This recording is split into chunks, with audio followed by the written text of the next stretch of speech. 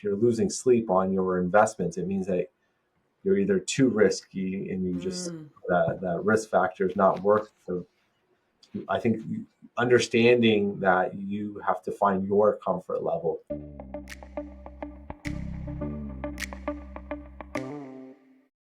Welcome to the Powered by People podcast. I'm Wendy Pauls, and this is the show where we explore the stories and passions behind the professionals making a difference.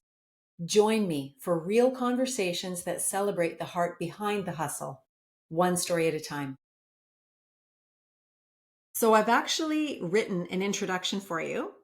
Okay. I'm going to read it, and then you can fact check me in real time. You can tell me if I did a good job, if I captured who you are, maybe anything that I'm missing. Sure. So here we go. Today's guest is Alfred Habash. With over 15 years of experience, Alfred isn't just a wealth manager. He's a financial strategist and protector of assets. Clients trust him to preserve estates, safeguard wealth, and secure lifelong income. His background in business coaching means he doesn't just advise, he empowers. But let's be real. Alfred isn't just about spreadsheets and strategy. When life throws a curveball, he knows that a solid plan equals peace of mind. And when he's not crunching numbers, you'll find him on the soccer field, hosting epic gatherings, or lifting more weight at the gym than seems humanly possible. Some fun facts. He's passionate about cars and fitness. Not active on social media. He's too busy being a financial wizard. He's calm, easygoing, and a powerhouse in the gym. A proud and well-loved uncle. He works hard, takes way too little time off, in my opinion, and is the guy you want in your corner when planning your future. Let's dive in and get to know the man behind the financial magic. Wow, thanks for that introduction. That's amazing. Very good for the ego. Good. How were the facts? Did I get any of the facts? Yeah, no, pretty good. Yeah, so. Okay. The timing, it's been over 15 years.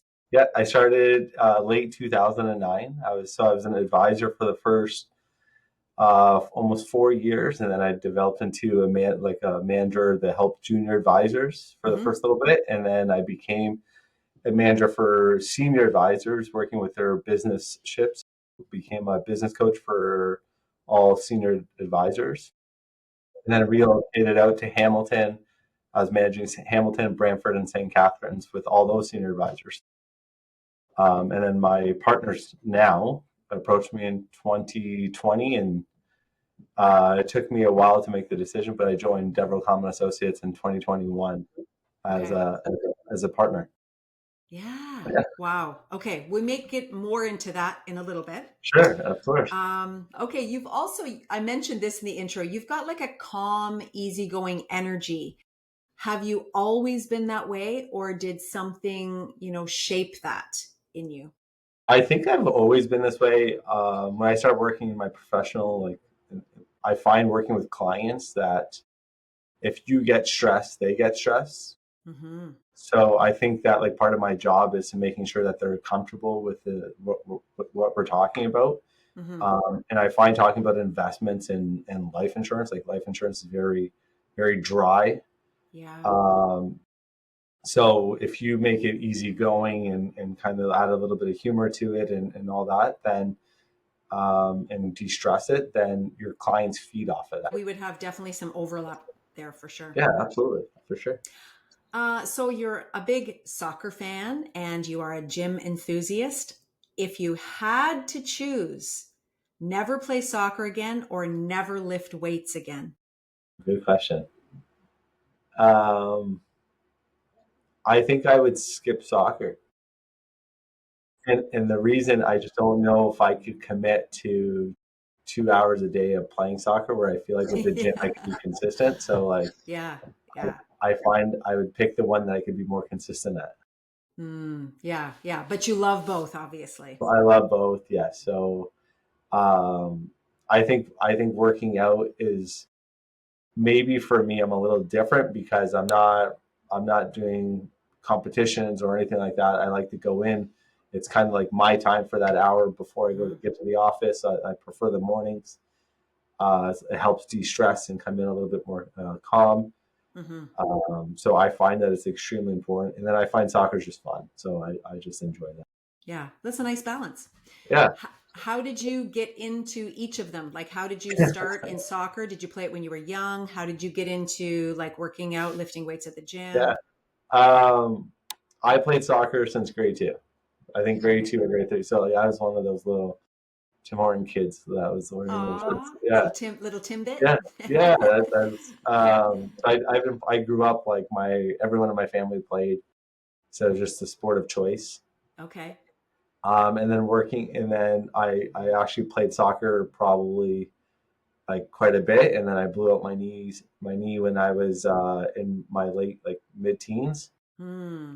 So, How did that happen? we don't know. Like, I think it was just like I was wearing a brace and then I pulled like the back of it, I think it was. I don't remember. It's been Hmm. so long now. Yeah. And then I started going to the gym after that. So, yeah, Hmm. So the strength training kind of helped you to some degree, with your injury. I mean, not healing it, but yeah. building some extra strength around it. It wasn't until we probably went to our gym that like I really focused on recovery. Mm, okay. So I think that's where I was able to start. So I started playing again like within the last like 5, 6 years because like I think it depends like I strengthen around it versus just Hmm. a part of it. So when you do Right. that, and you actually build up that core muscle to it. But Yeah. I've only been back playing for the last 5 or 6 years. Hmm. I started Oh, again in my 30s. Yeah. okay. So you had to take a big break from it because of the Yeah. injury. So that's Mm, why I would hmm. say if I have to pick one, I'd pick the gym because Sure. I can focus on consistency. What But about you? but you don't have to pick. So there I you don't go. know. I think I'm Yeah. pretty beat up about it, but I'm sure if you ask the same question between a marathon or lifting weights, I would be surprised. I'd probably know your answer. Actually, yeah, I would actually pick because of the variety. I would pick the gym. Really? There's great, yeah, great variety at the gym, and I find that I'm more sore now, even doing anything over say an 8 or 10K run. The repetitive motion makes me more sore after than doing a variety of movements at the gym. I do not. So Okay. See, I learned something new about you too. yeah, yeah, I would have thought the opposite. yeah. No, I like the variety. I do love in the good weather. Like I love a good run in the heat, actually. Like just pouring with sweat. Love it. Yeah. Yeah. See, I find that extremely boring. I'm boring. I need a goal. Like, what am I trying to achieve in that hour? Like, The goal win is or to not die on the side of I the guess. road from the heat. Yeah, I guess. That's it. Cool. That's awesome. Okay, you're also passionate about cars, or at least you like cars. I like cars. Yes. What's the dream car, and what's the best car you've ever owned so far? My dream car. I don't know. I think my dream car continues to change, right? Like, Okay, what is it right now then? I don't know if I have one right now. Like, there's a few, I'd say, like, quite a few that I would like. Like, are you talking about like realistically, I would like to buy, or is it like, because every guy, every person in the world will tell you like, a Porsche like a Porsche convertible or like a Ferrari or anything like that. But I think it just depends. Yeah. No, let's go dream car. This is what I'm saying. This Okay. isn't we're not being realistic here. We're Uh, building a dream board. I don't usually do the dream boards, so I Well, don't we're know. just doing it in real time where I Okay, know, okay. you know I'm what? too, I'm not one. I'm such a realist. I'm like, yeah, yeah, it's not, I'm a wet blanket. yeah. So, but once in a while, it's nice to be, called out to name a dream or two. I see the thing. I think I'm way too practical to have a dream car. Like I would say like for me, I would like to get a Corvette C8. Like I really like the new Corvettes. Yes. Um, but I don't know if it's my dream. Like if Yeah. it's like, So you don't give yourself time to go there in your mind. You keep it more real. I Hmm. think so. Yeah. Yeah, you know what? I do too. But Yeah. I'm just thinking, what if like Mr. Beast happens to catch this episode on YouTube and wants to give an extravagant gift? We just don't know. So we want him to know what we want. I would probably Then take the pivot. Ferrari and sell it. All right. All I right. think that's the practical side of me.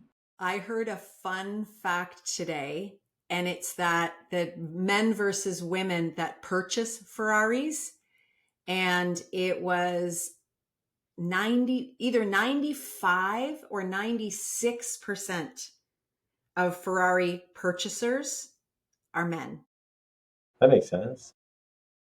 So, but I thought, I don't know. I guess purchasers. It's not who wants one, because I was like, I'd like a Ferrari, That's but not to say yeah, that like your husband wouldn't buy you one. but maybe, well, maybe that's the whole thing. If he bought it, then we'd fit into the stats. If I bought So it there you go. myself, That I think all those right. are like it's just yeah. Maybe that's what's going on. The men are buying it, but sometimes they're gifting it. That could be. Yeah. That could be. Cool. All right. You work hard, as we've already established, and rarely take time off. But if you had to take an entire week off tomorrow, let's say your partners came in and they said, listen, we value the work that you've been doing, and we have here's a gift certificate. The trip is paid for. Go. Where would you go? For a week or A week. um I've been to a lot of the places that I would like to travel to. So for me, I think I'd probably add on my list. I've always thought it'd be cool to go to Portugal. Um, I think Morocco would be really neat. Um, Belize would be nice. Mm-hmm. So I think it depends like heat versus like tours. Like it just depends on that week. But I would say those are Yeah. some of the places I think would be pretty neat. Yeah. And if it were literally tomorrow, would you be more likely to like relax? Like, are you a beach guy, a pool guy? Are you a tour around and see things kind of guy? I think it just depends. I mean, looking outside and seeing all the snow, I'd probably I pick the know. heat right now. Uh, Yeah. I think for a week, I'd probably just do somewhere like nice and warm, just kind of do the Mm, beach and pool for a little bit. If it hmm. was a couple of weeks, I like sometimes I like to tour around. So, yeah, so like years ago, we went to like Palestine. I've been to Dubai. I've been to like Mm, some pretty cool spots like that. yeah. That like great like history and travel, like traveling and touring around. I thought that was pretty Yeah. cool. I would do Very. that. Like I would love to do that again. I mean, if the worlds allow it, but that would be Hmm. Yeah. uh, yeah. What would you recommend? Like, if you were going to recommend a place for me to go check out. I would. I mean, not today's time, but like I would Hmm. have told you to go to Palestine. Like so, like Mm, I think it. I think it's one of those. Once you go there, it kind of changes. It's probably one of the most beautiful countries in the world. mm, I'm hmm. also a little biased at it. Dubai is cool. I think everyone should check it out once. But once you're there, you're like, this is it's beautiful, but like it's everything is the greatest, the biggest. It's fake. It's very artificial. So like, Oh, okay. Yeah. but it's cool to check out for a week or so. Like, Mm. Like um, more so than some of the American cities? if you wanted, I mean, yeah, like Like I, as far as being, bigger and greater, like all of that type of thing. yeah, it would absolutely like. It's known everything it does. It's known to be the tall, biggest, largest building in the world, biggest water or biggest fountain show in the world. Like Okay. different, Okay. like it focuses on whatever is the biggest and wherever it is in the world. Uh-huh. It focuses on We're making we're sure gonna it's top the it. best. Yeah. So Yeah. right, like how many Mm, people said you can't do an indoor like ski hill? They've mm. done it right. So like I think it's cool to check out. They created man-made islands and like the Oh palms and my all that. gosh. I didn't know Yeah, about the ski hill. That's wow, that's super cool. yeah, Yeah. it's in the mall. Like it's actually kind of weird that you're going to the mall to go skiing, but Wow. uh, Yeah. And then yeah, if you need stuff, you go to the store, you buy what you need to go skiing, and then yeah, literally like and that. then go, wow. I mean, if I had a few days and you want to go out and party and stuff like that, maybe I'd just go to Nashville. Like Nashville's always fun, Hmm. Hmm. but yeah. But I think it just depends on the mood and how much time I'm taking off. Hmm. Do you know what? That sounds a lot like me too, honestly. I love touring around and checking things out. I did go a few years ago with hubby to Portugal. Loved it. Cool. Yeah, it was a great trip. Um, yeah, sometimes this time of the year, or if I've been really busy and stressed, I might take, and it's a week, I might just take, yeah, sun and more relaxed. But if it's another time of the year, yeah, I like touring around. I like seeing things. I like exploring. How long were you in Portugal for? It was 9 or 10 days. Yeah, Yeah. see, I think that like I think a week is not enough by the time you travel time and all Yeah. that stuff. Yes. Yes. Yeah. It's true. I want then a solid week minimum in the place because of jet lag and stuff. Yeah, Yeah, yeah. So that's totally. like yeah, like so if you have a week, like then somewhere nice and warm and sunny is probably where you want to be. Mm-hmm. Yeah. Yeah. So where That else? sounds pretty good. You said you Portugal. Where else have you been? On like vacation or traveled? Because I've done lots of different travel. Because I used to work for humanitarian organization, so I did lots of like Okay. volunteer trips. Cool. So Guatemala, Ghana, Ukraine. I've been to Uzbekistan. I've been to Israel, Jordan, Egypt. Um, yeah, those are Kenya on a safari. Cool. Um, yeah, so lots of cool places. Some of those, so those were not vacation, although, well, Kenya was vacation. But I loved it. I love, yeah. When I I've been to travel, I don't need to be, you know, and in fact, I probably don't prefer to be typically like in a five-star hotel or something. I kind of want to experience the culture. yeah, Yeah. absolutely. I've been to Hmm. Egypt too. I like that. That was interesting. Yeah, very interesting. Yeah. Yeah, yeah. So yeah, cool. Yeah. Okay, let's shift a little bit into some of your work self. So you have been in the financial services for over 15 years. What first drew you to the field? Sure. So it's actually a personal story, which is so in 2008, my father was diagnosed with acute pancreatitis. So it's something. It's a story I share with my clients all the time. Hmm. Yeah. My father and my uncles were owned a small business, so they were self-insured. So which it means that, and they were in the automotive sector. So in 2008. So when you're self-insured means that like if we're partners, if something happens to me, for a lot of times we have an agreement. We'll pay you X or whatever the situation is, which sometimes it works well for a lot of companies. Um, but in 2008, it was also the time of the automotive recession, and they worked in the automotive sector. Yeah. So you can only be self-insured for so long as the organization's still around. So you start learning to how do you, instead of self-insuring or like themselves, like what can they have done differently? And that's kind of Mm-hmm. what drew me to this field. Mm. Um, Planning for the unforeseeable days, like of someone getting sick or passing, is a huge factor, and people don't understand how much of an impact it creates to your household.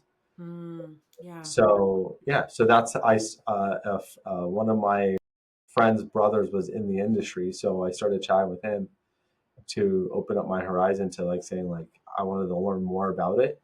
Yeah. So I actually got in touch with introduced me to a manager out here in 2009, and so I started studying and went back to school to for like I got my life license and my wealth management license in Mm. 2009, and then yeah, so that's actually how I got started in the industry. It's just Wow. yeah, Mm-hmm. Yeah. very different. Yeah. So it sounds then like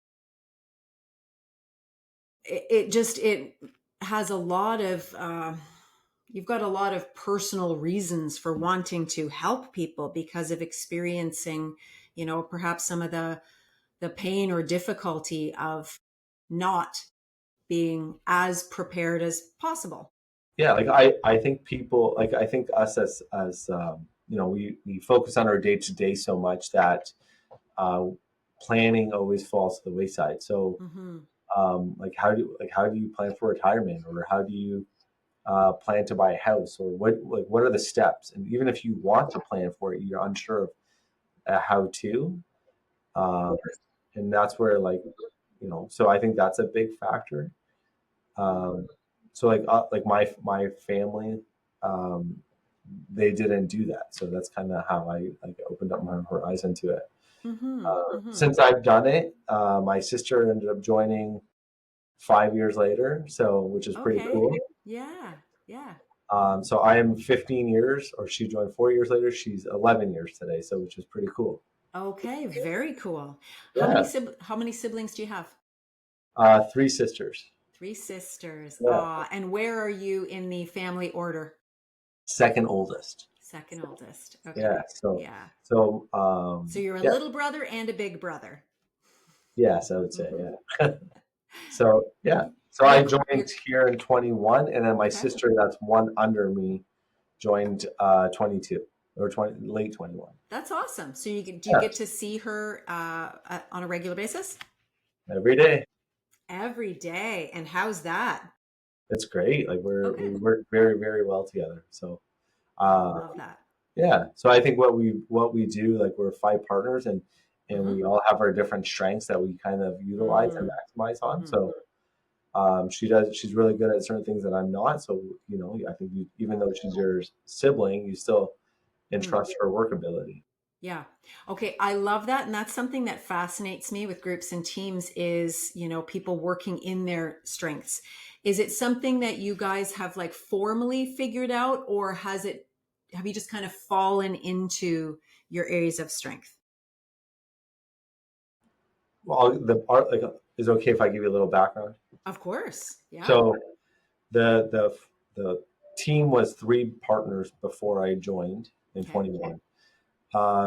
Two of the founders are 36 and 38 years in the business.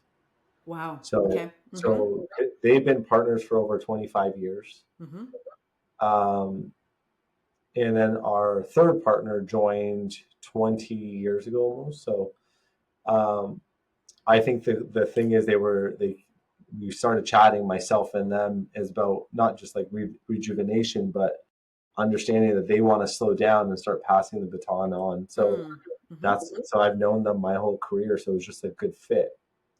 Yeah. So some of the things were like right away I've taken on, and then some of it was having conversations about how do we want to expand and utilize strengths, and then we started chatting about it in our Mm-hmm. partner meetings to figure out who should we nominate and who should do what. Okay. So yeah. Yeah.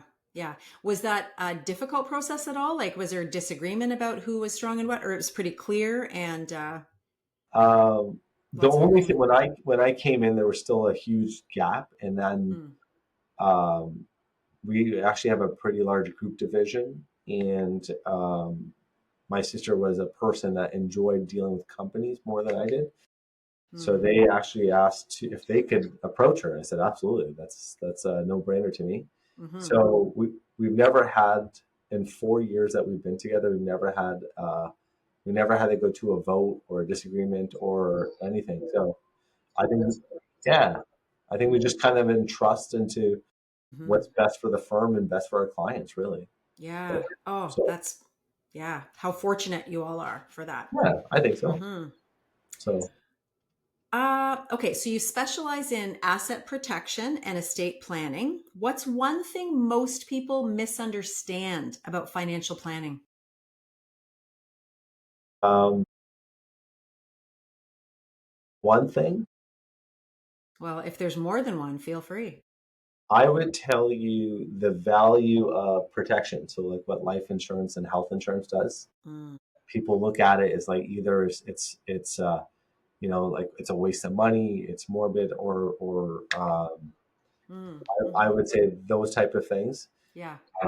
Critical illness is probably the one of the most near and dear to me, but yet people don't want to.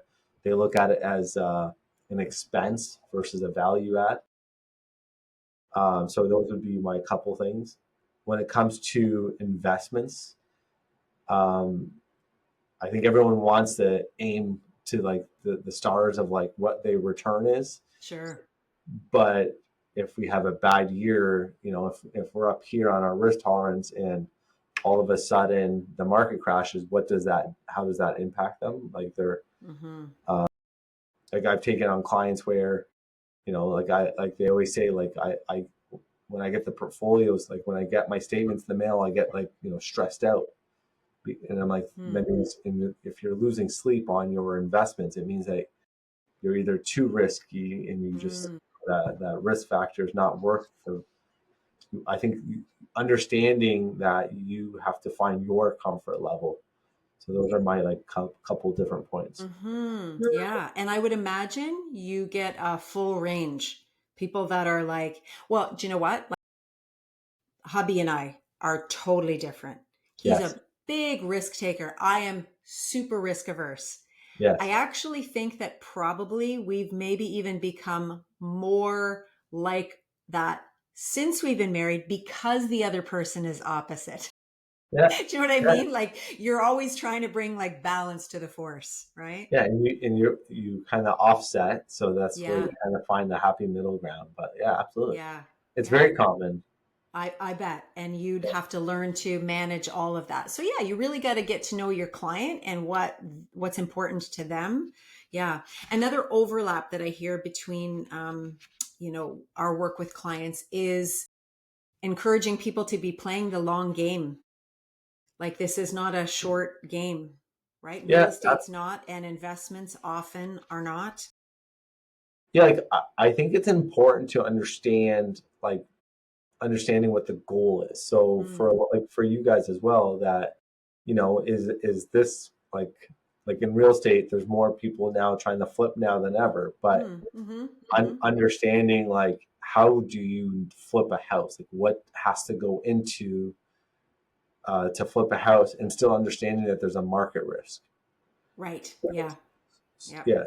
So I think that's like a big factor. And for us, it's like, okay, well, if you are playing, if you are playing the high risk, you got to have time horizon in that risk Mm-hmm. tolerance. So Mm-hmm. right. So I think there's a different need for everything. Yeah. So I always tell people, if you want to be extremely risk averse, you need to have that long game, that time Mm, horizon. And it's the mm-hmm. same with you guys. Like Yeah. if I want to make money right away, then depends. You gotta think outside the box of like what type of property you should be looking at. But Yeah. Yeah. Yeah. And this area is tricky to flip just because our prices are a little high yeah, to begin with. or yeah, So, like it, yeah. and I think the market is understanding the market might push not allow it right now, Right. Right. Yeah. right? Like I'm sure you guys, like you probably have those conversations that Mm-hmm. Yeah. the market doesn't allow you to flip right now. It's unless if it does, when you do the renovations or all that, you got to be extremely conservative in how you spend that money. Right. Right. Yeah. Yeah. It's probably just not like some of those shows are where they're picking up properties, in the southern US for Yeah, like 70,000 and then selling it for 200.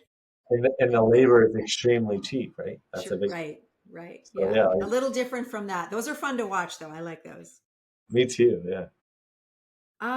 What's one of the most rewarding transformations you've seen in a client's financial journey? Are there any stories that kind of come to mind? You've worked with people, you've been part of their journey and it's been really rewarding? Yeah, so I've worked. Great question. I've worked with some people that uh, I think I work with a wide range of ages. For some reason, I don't know. I'm 40, but most clients that gravitate to myself are between in their 50s or in their 60s, Hmm, that's which is interesting. yeah. Yeah. So a lot of my clients are much older than I am. So I think obviously being able to work with a client, I know it's only been 4 years, helping them, like I've had a client retire a year early, which is pretty cool. Mm-hmm. So that's a small little win, and Yeah. that Okay. just means we got to be extremely conservative and save a whole lot of money. Mm-hmm. I paid out some very interesting um, life insurance claims. Um, it's not. I would say it's sad, but it's probably one of the most like it's probably one of the toughest feelings to do, but probably the most rewarding at the same time because Mm-hmm. with the work we've done, we made sure that the spouse doesn't have to sell the house, or Yeah. and daycare is paid for, or like Yeah. retirement is not like all these different aspects. Yes. I think that's always tough, but Hmm. I feel like we're the only people like giving a check in those days. Uh, Right. Yes. Yes. And oh my gosh, just thinking that through, I'm thinking, yeah, it is a mixed bag of emotions there because, of course, it's a Absolutely. tragic time, but the help you're providing is beyond needed. Like, yeah, wow. Hmm. And then my third one is I actually one of my clients I was dealing with like the family estate. So like she got referred to me from someone else I knew from head office, and she was unfortunately she had been diagnosed to be passing. So we had X amount of time, but helping her with her estate preservation. So like her wish was to help make sure all her assets get transferred to her kids and her grandkids, and I was able to do that with like the most tax efficient way possible. Yeah. Yeah. Um, so yeah, like and then all her kids became clients of ours because of how her because the relationship I built. Like I knew her, like obviously the mom from my past days, Hmm. and she, like the kids just said how like how much they appreciated my help at that time, because it was just like it, just helping her out and making sure that we're in the right style investments allowed to save on all like the estate for her. Hmm.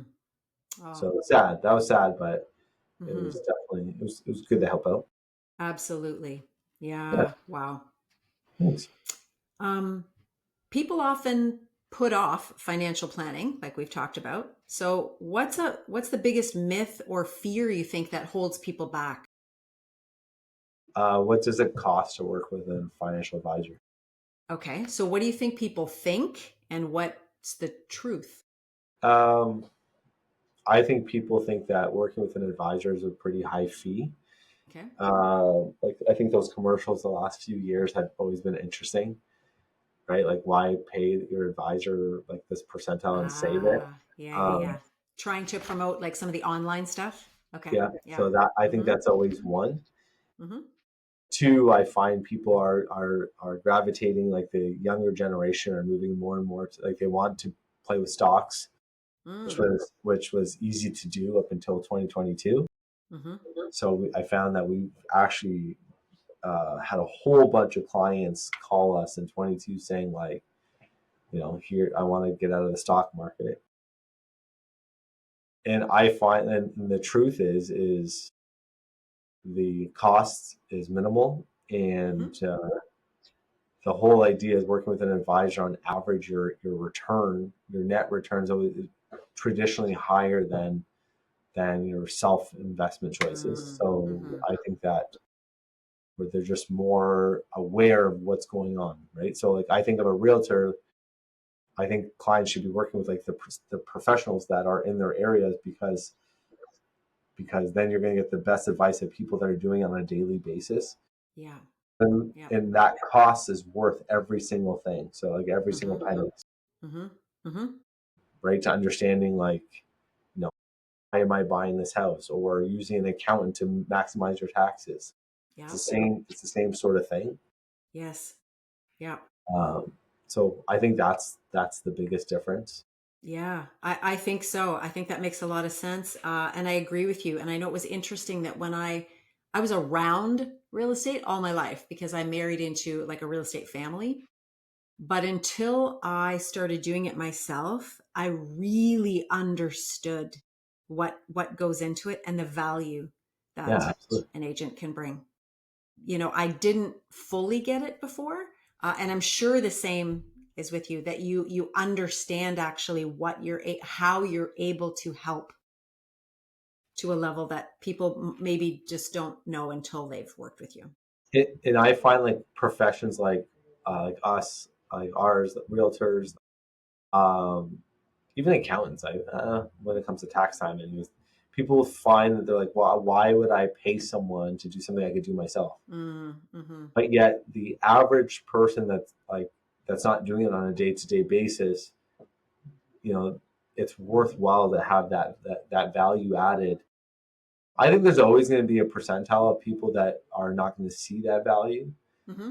Like in our profession, I would take our average of what like the same returns or the same risk tolerance and compare returns between people that are doing it themselves to people that are paying us a little fee. And for us, they don't Mm-hmm. pay us a fee. It actually comes off the management fee of the investment company itself. Okay. Yeah. Yeah. Yeah. So something people might not realize.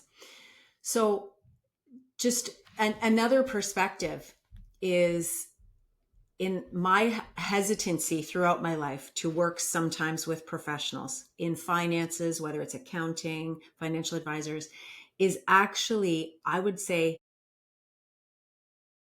shame, making financial mistakes in the past, um, feeling embarrassed about them, and feeling a hesitancy to expose that and think that you might feel, you know, stupid to somebody, you know what I mean? Or just Interesting. showing Okay. your mistakes.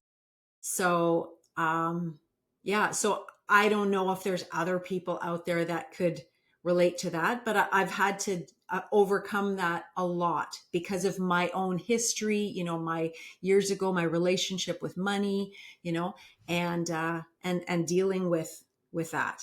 So Interesting. that's Okay. another potential hesitancy. Just being real and vulnerable here Vulnerable. today.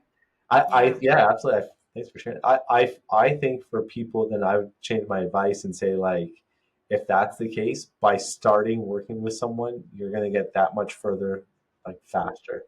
Yeah. Right? Like Mhm. sometimes I'll get questions from clients is like, I just got this $50,000 inheritance. Mhm. Where should I put it? Should I pay off the mortgage or the line of credit or put it in back? Like so, and I love getting those questions because I prefer to help with those questions Mhm. than and make the best educated decision for with them For sure. if they don't know. And I think that's just something that, and I'm Yeah. sure it's like Yeah. that with No. you as well.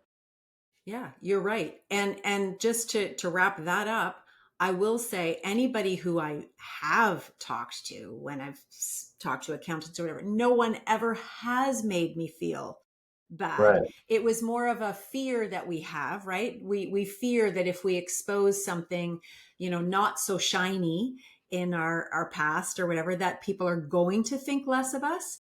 And I haven't found it to be true by experience. It's just one of those, you know, underlying things. Yeah, absolutely. Good. Yeah. That's good feedback. Yeah. Okay. If you could give 18-year-old, do you mind when I call you Alfie, by the way? Yeah, I Do you don't hate mind at that all. nickname? No? I get Okay. it all the time. Yeah. Okay. If you could give 18-year-old Alfie one piece of financial advice, Yep. what would it be? Start investing sooner. I know. I know. I'd give it to, I don't know, 10-year-old Wendy. Yeah. Right? Yeah. I know. Like I find like I'm not saying don't enjoy life and don't spend like because anyone that knows me knows I spend. But make sure you put something aside sooner Mm-hmm. because I think to buy your first house you need to start sooner or it depends like start sooner so you can buy that first house sooner like different things. Um, I tell it's funny you say 18-year-olds Alfie. I tell my younger cousins all the time is like just be patient, the toys will come like Yes, yes. That's a good right like quote. yeah Mm-hmm. like focus on like buy assets Yep. before life, right? So Mm-hmm. um, before depreciating assets, like buying houses to me is like extremely important. Making sure that you could try to save some money to buy a house versus renting. Nothing Mm-hmm. wrong with renting, Mm-hmm. but as long as you're saving, you're planning. So I would say focus on that. 18-year-old me, I would say like you know, it's I'm not saying don't go out and spend some money, but Mm-hmm. put $50 a 50 or 100 or 200 away a month out of that your minimum wage paycheck would go a long way today. Yes. No. Yeah, that's really good. Thanks. Uh, what's a common money mistake you see people make that makes you want to scream? I mean, you might not scream because you're calm, you know, but you get the Uh, gist. okay. Telling me you have no mortgage, but you have money a significant amount of money owing on a credit card. I Really? Yeah, That's a thing. Okay. that's a thing. Mm-hmm. Or Mm-hmm. you know, understanding that understanding good debt and bad debt. Mm-hmm. So like maybe the credit card, like maybe actually it's a true example, but it's understanding like what good debt is and what bad debt is. Um, and then the last thing I would say is like compounded growth. So I always say like, so nothing wrong with focusing to pay your mortgage off, but start making sure that you're putting some money away into a savings account because that money that you start investing sooner because that will be all compounded in the market. Right. Right. Yeah. Yeah. Yeah, Mm. It's good stuff. thanks. Um, Lastly, before we do a little rapid fire, what's one small financial habit that can make a big impact over time? Yeah, just go back to eternal me. Just put some understanding your money in, like your money in, money out, and making Hmm. sure that you put some money away on a consistent basis. So like, Hmm. and not keep money into bank accounts, like not keep a significant amount of money in bank accounts and put it away so it could earn some sort of interest for you. Yeah. Yeah. Years ago, when I was 20, I worked for a Royal Bank. Okay. And I remember helping somebody into their I want to call it, what do you call the boxes? I want to call it a lock box Save, because that's a save real estate, deposit. Yeah. a safety deposit box. I'm like, it's a box, but it's not a lock box. Yeah. But anyway, and they had like back then, because I'm not 20 anymore, in case you didn't know, they I've had never. like over $100,000 cash in their safety deposit box. That, it was the equivalent of like people keeping money in the mattress kind of thing, right? Exact same. Yeah. And back Still then, happening. even though I was young, I thought, this is not a good idea. Yeah. It's still happening. Yeah. Wow. Yeah. So So think of all crazy. the years of compounded net loss on it, and then just inflation on their money that it's reducing. So you're I losing know. compounded growth and then inflation on the money. Like it's just it Right. goes It's against it. actually right. It's going away. Like then the next time they go in, there's actually less money in there. The next time there's less money in there. Yeah. Yeah. Yeah, I think yeah. helping young people understand that would be really good. Really, really good. Okay. Are you up for some rapid fire questions before we wrap Shoot up? away. Yeah, go ahead. Okay. All right. Morning person or night owl? Both. Okay. Yeah, you're not my first person to say that. Do Yeah, you actually get sleep? That's the question. not much. Not Not enough. much. Okay, not enough. We need you to get more time off and more sleep. All right, you're Yeah, giving me things to work on. There we go. there you go. If you could teleport anywhere right now, where would you go? Anywhere hot. Anywhere hot. Yeah, doesn't matter. You get to pick though, because you're just going to go. I've never been to Miami, so I would say Miami. All right, let's go to Miami. What's a book, podcast, or movie you'd recommend?